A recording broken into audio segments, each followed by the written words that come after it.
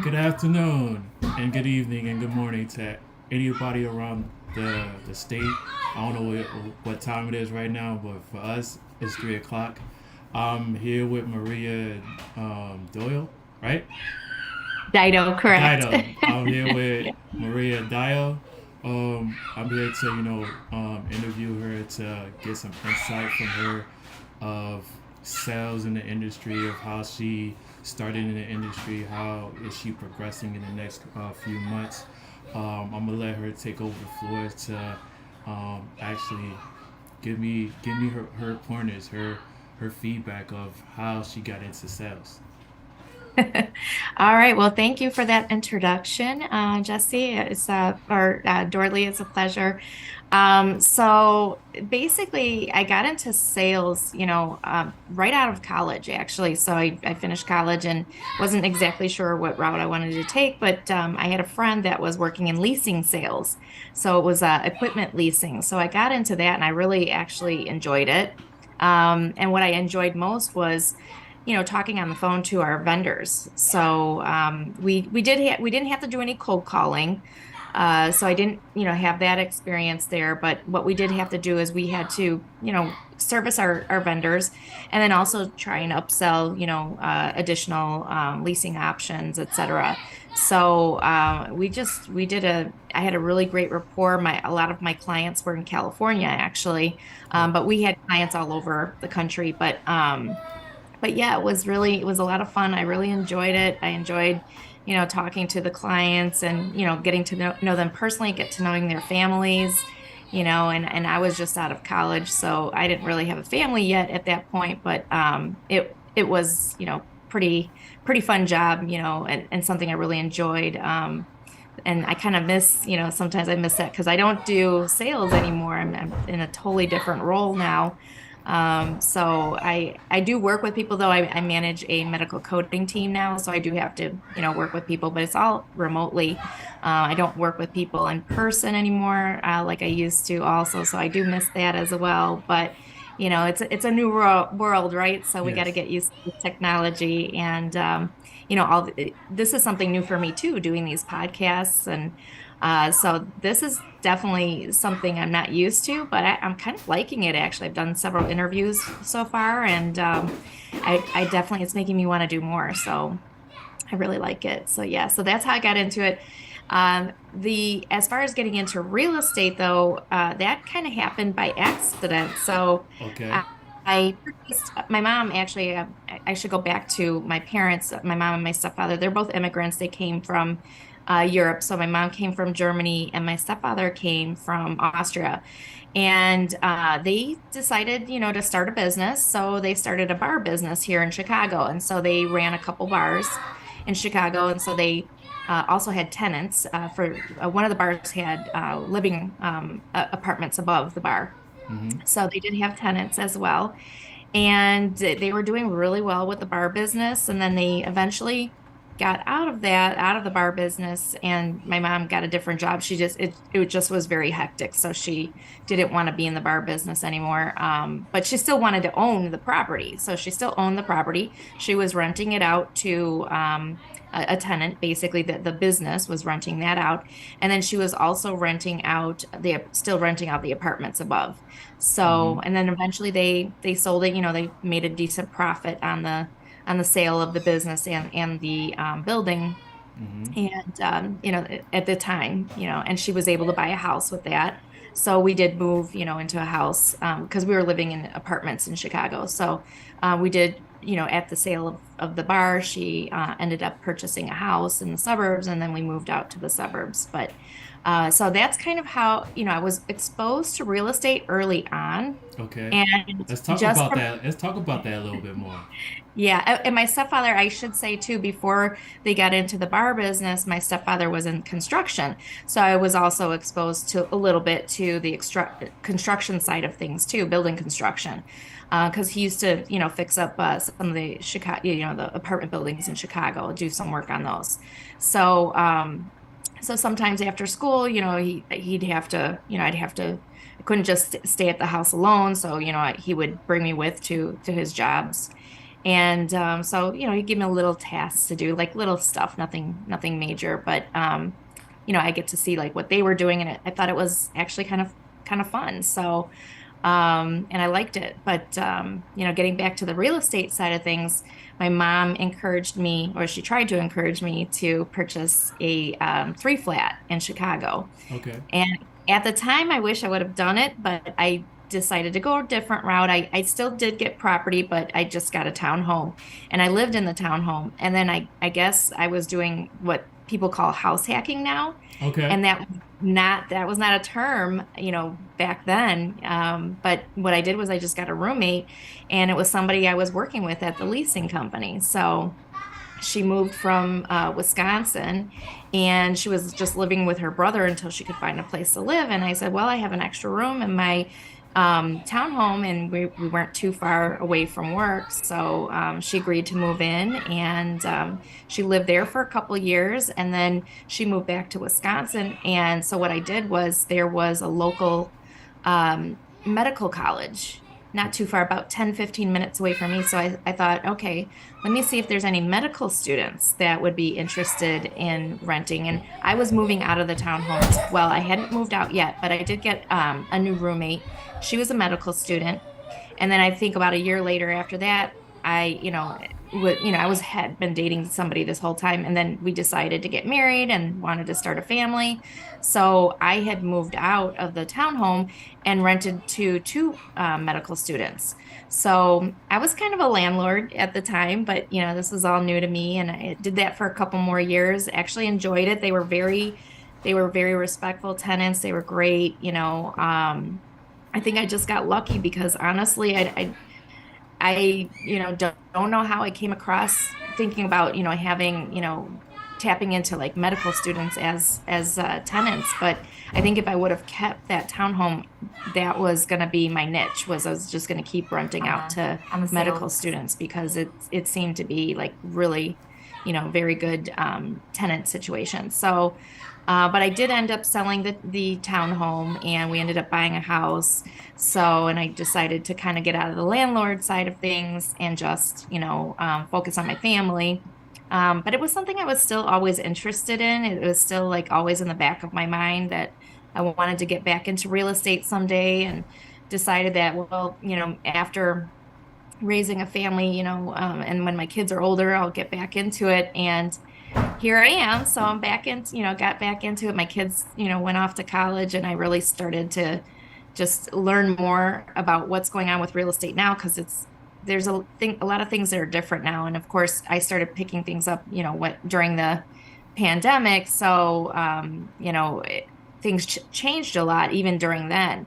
So I'm kind of glad that I waited a little bit to get into it, but in some ways, I think I waited a little bit too long. I think I should have gotten into it just, a little bit earlier than when I did.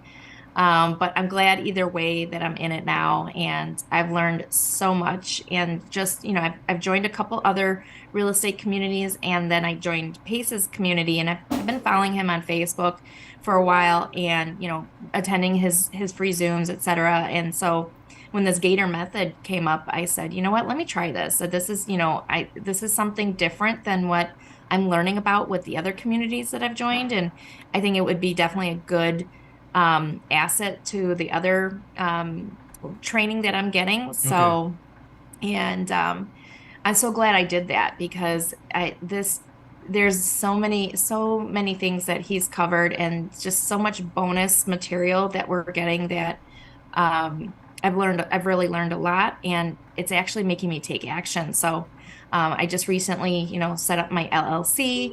So I'm waiting to get my business line of credit set up. I think that, I should have a meeting for that this week. So I'm going through all the steps, getting it set up. I'm really hoping before the end of this year, I will Hmm. have some deals under my belt. So that's my target before the end of the year, getting some deals That's good. and My making connections and everything. So yeah, so it's exciting. my question is to you is that what made you what made you kind of like really fall in love with real estate?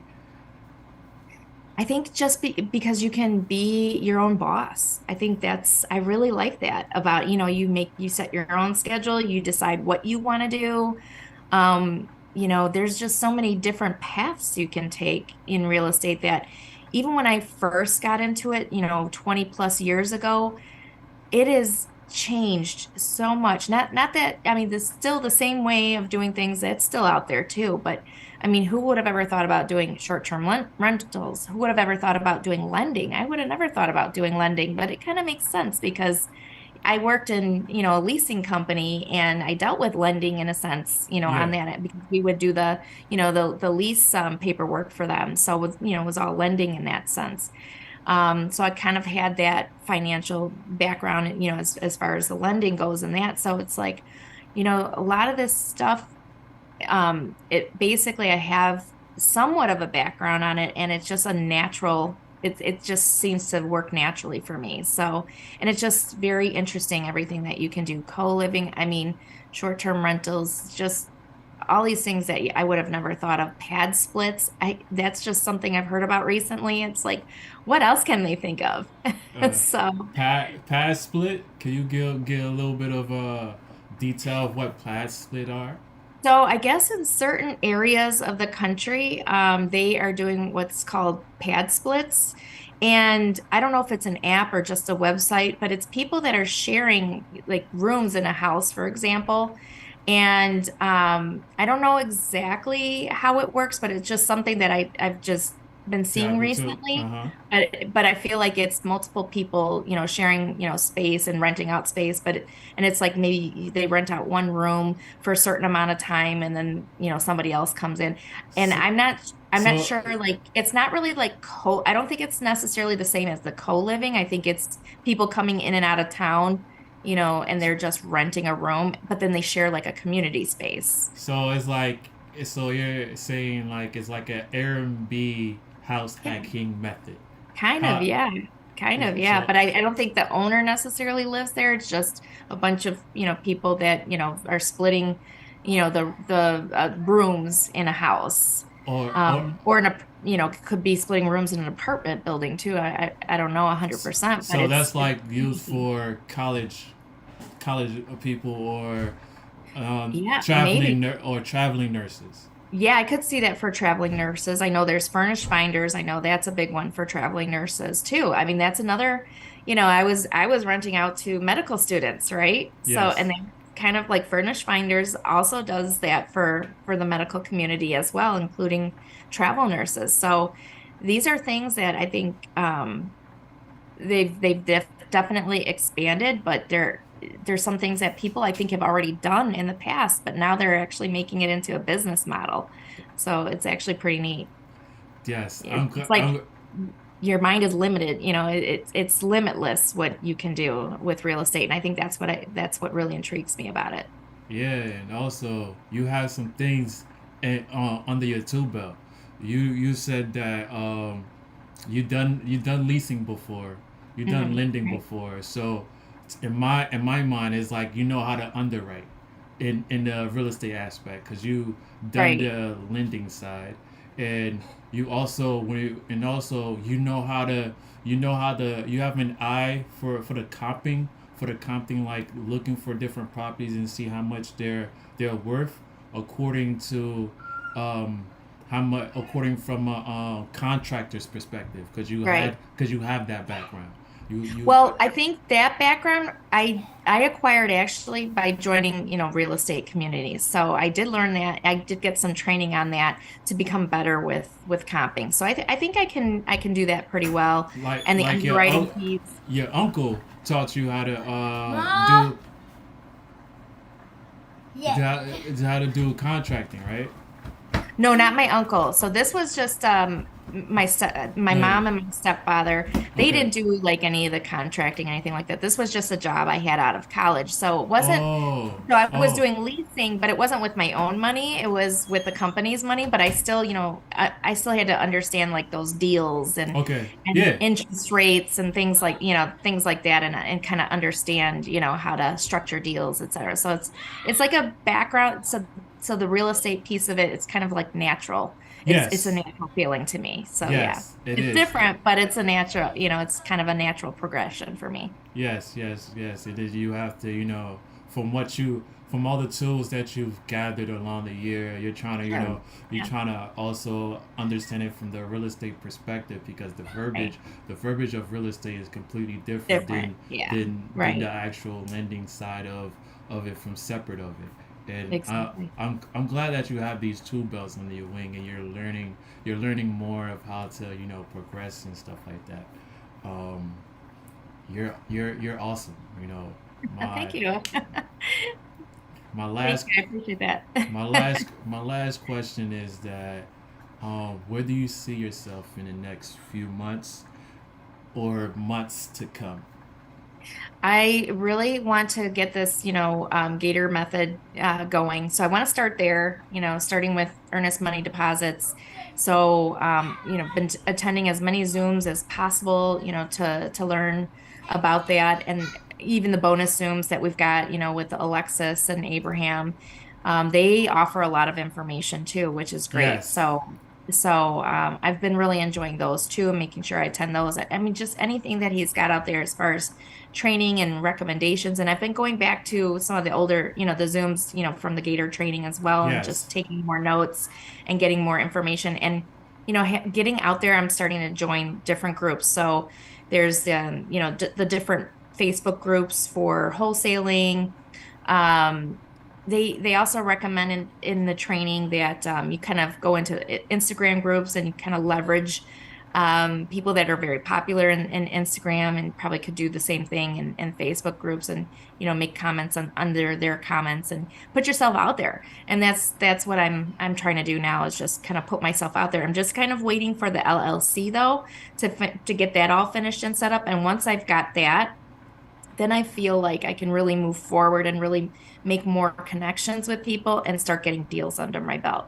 So that is my, game plan. Before the end of this year, I would like to have some deals under my belt, because I know I learn better by doing. So, you have to get the baseline training, right? Mm-hmm. And then once I get out there, and actually start doing deals, and I'll be working with a transactional coordinator for sure, just at least, for my first few deals, to make sure that I'm protected, because, don't want to lose any money either. So Definitely. starting small, looking for those smaller deals, and just putting myself out there, and contacting title companies, et cetera, and reaching out to wholesalers, outside of Gator and outside of Sub Two, because we're, and actually talking to them within the group too. I mean, sometimes they put things out there. I see a lot lately for private money lending, which is something I do want to get into as well. But I think I want to start a little bit smaller first, and then work my way into the bigger stuff, which is the natural progression, it looks like, of Gator too. Is, they keep giving us more and more and more in Gator, and I think they're trying to move us to private money lending at some point, as we grow our business line of credit. So Yes. that's That definitely something I'm working towards. yes, yes.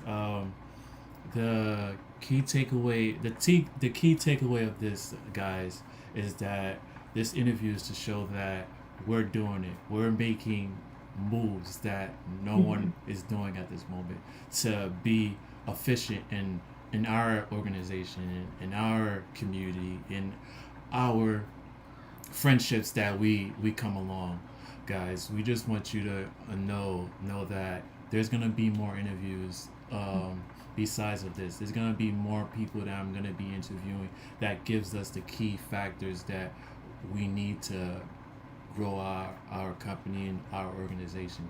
For me, I've been doing the last 6 months of growing my business. I even have to go from the minute section of it of, yeah, we have to grow capital. Yes, that's good, but also we also have to get into toaster bros.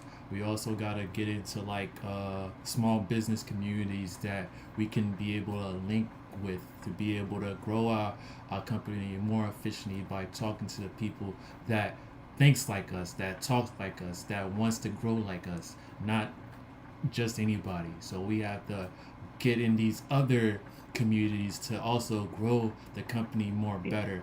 Um, the Gator community is not telling from that perspective as that minute, but for the past 6 months I've been doing not only Gator, I've been also been going to Toaster Bros, different communities for small business communities that I can be able to talk to and ask them how did you start your business? How did your business grow from now to $100 million a yearly growth? So that's why we're Imagine. yeah. Yeah, Yeah, that's the goal. that is the goal. That is the goal. You know, that's why also again I'm glad that Maria that came in this interview and shared some light of how she came about and how she's gonna be doing in the next couple of months to grow efficiently. And we will talk again 6 7 months down the line to see how far we came from from 6 months ago Yeah. till now. Any closing thoughts before we close out? Yeah, I just say, just get out there, do the training, and just put yourself out there. I know it can be a little nerve-wracking at first. You might make some mistakes. I totally expect to be making mistakes here, but we learn from our mistakes as well.